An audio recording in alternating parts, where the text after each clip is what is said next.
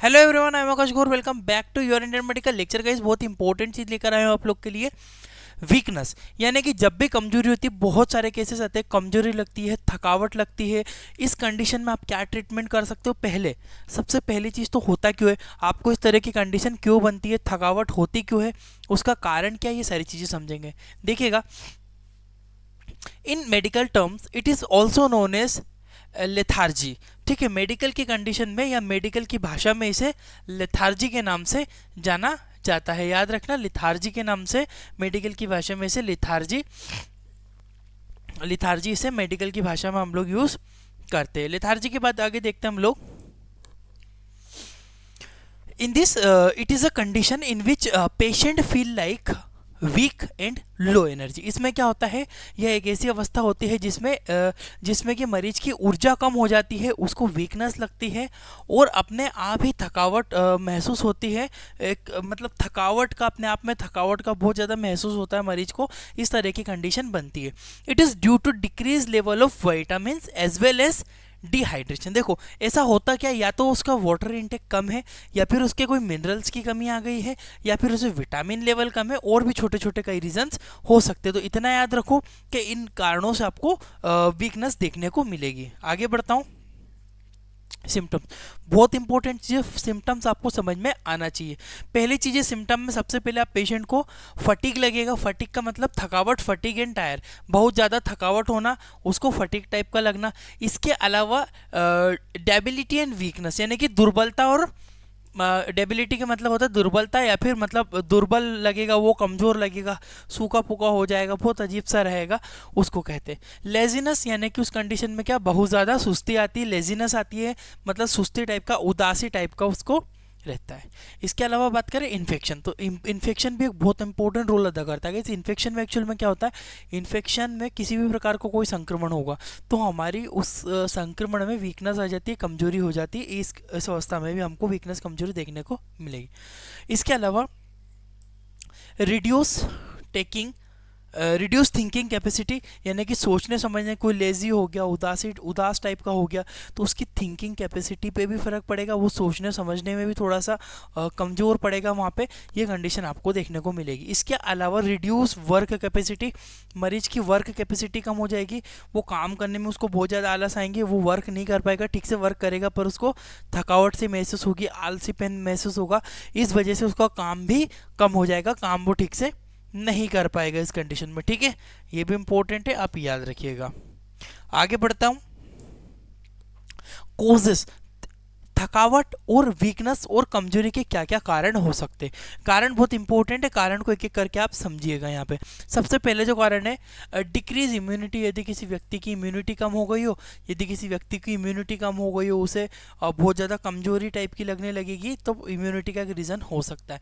इसके अलावा recovery after disease यानी कि क्या होता है गाइस, किसी भी बीमारी के ठीक होने के बाद, माने मरीज कोई सी भी हॉस्पिटल से बीमारी से ठीक होकर आया, तो उसको वीकनेस, कमजोरी रहती है, दवाइयों का असर रहता है, कमजोरी टाइप की आ जाती है बीमारी के बाद में, है ना। रिकवरी आफ्टर इन्फेक्शन या डिसीज। न्यूट्रिशनल डेफिशिएंसी, अगर उसके शरीर में न्यूट्रिशन की किसी प्रकार की कमी है, न्यूट्रिशनल डेफिशिएंसी है, तब भी आपको इस प्रकार की कमजोरी, वीकनेस, थकावट देखने को मिलेगी। इसके अलावा बात करें मेडिसिन साइड इफेक्ट, अगर कोई दवाइयाँ आपको, मरीज को कोई प्रकार की दवाइयाँ का दुष्प्रभाव हो रहा है, दवाइयों का साइड इफेक्ट हो रहा है, तो उस कंडीशन में भी हमें कमजोरी, थकावट, वीकनेस, ये सारी चीज़ें देखने को मिल सकती है। इसके अलावा हाइपरटेंशन, हाइपरटेंशन का मतलब होता है गाइस ज़्यादा रक्तदाब होना। ब्लड प्रेशर किसी व्यक्ति का अगर बहुत ज़्यादा बढ़ेगा, ब्लड प्रेशर की अगर किसी व्यक्ति को दिक्कत है, तो ब्लड प्रेशर की दिक्कत में भी इस तरह की समस्या देखने को मिल सकती है। इसके अलावा बात करें हाई लेवल ऑफ कोलेस्ट्रॉल, यदि किसी मरीज का मोटा है, हेल्दी है, फैटी है, उसको अगर कोलेस्ट्रॉल लेवल हाई है, तो उसको जल्दी थकावट होगी, थक जाएगा, सुस्ती आएगी, इस तरह से कंडीशन देखने को मिलेगी। इसके अलावा कैंसर,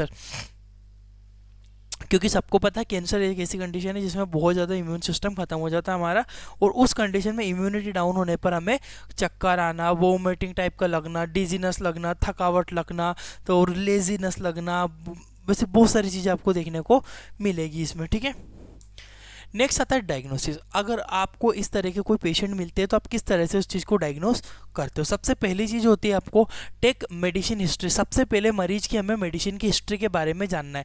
ऐसा तो नहीं है कि उसको आयरन डेफिशिएंसी एनीमिया है, ऐसा तो नहीं कि उसको किसी प्रकार की पुरानी बीमारी है, हेलमेंथीस है, या फिर पेट का कोई संक्रमण हो। तो पुरानी हिस्ट्री ले लो कि आपको पहले कोई कभी बीमारी रही है, कुछ पेट से जुड़ी हुई बीमारी, कोई ऐसी खास बीमारी जो बताने लायक हो, बुखार को छोड़कर, फीवर को छोड़कर और कोई पहले आपको कोई बीमारी रही है।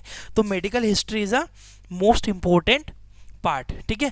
मेडिकल हिस्ट्री बहुत इंपॉर्टेंट पार्ट अदा करती है, जो कि आपको याद रखना डायग्नोसिस में।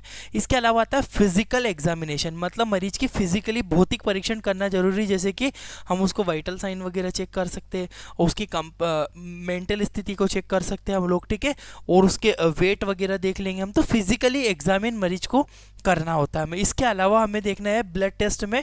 ब्लड टेस्ट में हम लोग सिंपली याद रखिएगा, ब्लड टेस्ट करवाने जैसे कि विटामिन वगैरह के टेस्ट करवा लेंगे कि कोई विटामिन लेवल वगैरह तो डाउन नहीं है। अगर विटामिन की कोई प्रॉब्लम है तो उसको फिर रिकवरी की जाती है। इसके अलावा ब्लड शुगर लेवल बहुत इंपॉर्टेंट रोल अदा करता है कमजोरी थकावट में। अगर उस मरीज का ब्लड शुगर लेवल अगर गड़बड़ हो रहा है, कम हो रहा है या ज़्यादा हो रहा है, तो वो भी एक बहुत इंपॉर्टेंट रोल है। तो ब्लड शुगर का लेवल भी एक बार पता करना चाहिए। अगर कोई इस तरह का मरीज आता है, सर थकावट रहती है, चक्कर आते हैं, मन नहीं लगता, जी घबराता रहता है, मतलब बहुत ज़्यादा कमजोरी रखती, वीकनेस, दुर्बलता रहती है, तो उसका ब्लड शुगर लेवल एक बार चेक करना चाहिए। आगे बढ़ता हूं, ट्रीटमेंट की बात करें। देखो गाइस, इस तरह की चीज जो ट्रीटमेंट है, हमको पेशेंट को पहले कुछ चीजें प्रिस्क्राइब करना है, दवाइयाँ हम लोग बाद में देखेंगे, है ना। दवाइयाँ मैं बताऊंगा आगे। ड्रिंक वाटर, पानी की मात्रा दे, मतलब वाटर की जितनी ज़्यादा इनटेक बढ़ाएगा तब उतनी ज़्यादा मरीज को रिकवरी लगेगी। इंक्रीज एनर्जी ड्रिंक, यानी कि मरीज को एनर्जी ड्रिंक में वो वाले ड्रिंक नहीं जो मार्केट में बने बनाए जूस मिलते हैं। शुद्ध फलों का जूस पीना है, जो भी फ्रूट्स वगैरह सीजनल फ्रूट अवेलेबल है उनका फ्रूट का जूस वगैरह ले सकते हैं, या फिर डायरेक्टली फ्रूट्स को ले सकते हैं, ठीक है।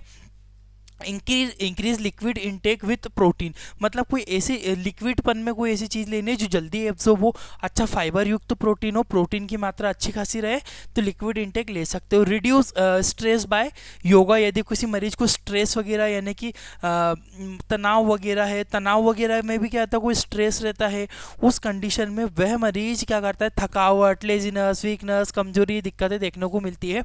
तो इससे क्या रहता है, योगा बहुत इंपॉर्टेंट दवाई मान सकते हो आप इसको, क्योंकि उससे बहुत जल्दी मरीज को रिकवरी मिलती है।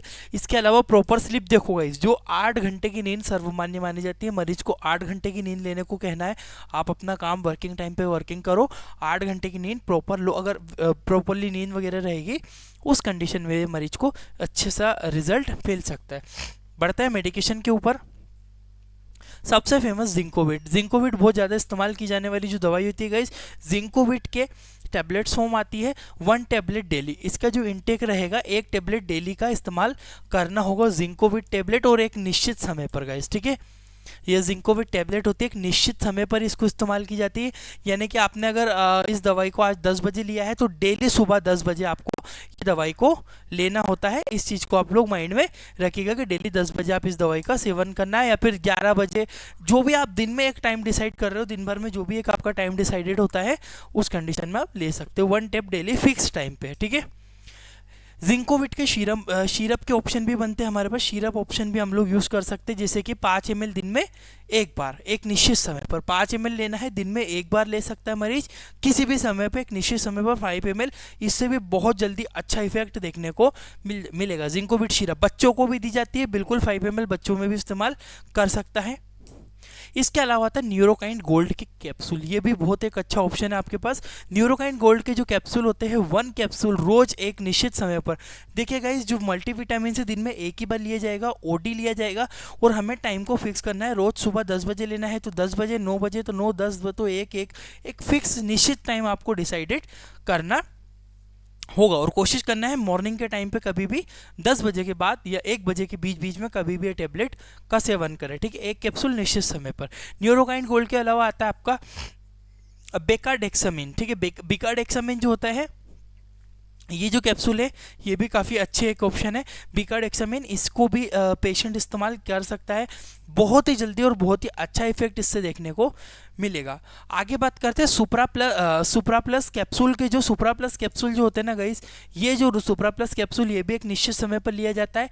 इसमें भी मल्टीविटामिन, मिनरल्स वगैरह और भी बहुत सारी चीज़ें इंक्लूडेड रहती है। एक कैप्सूल डेली निश्चित समय पर ही मरीज को ये वाला कैप्सूल का सेवन करना होगा।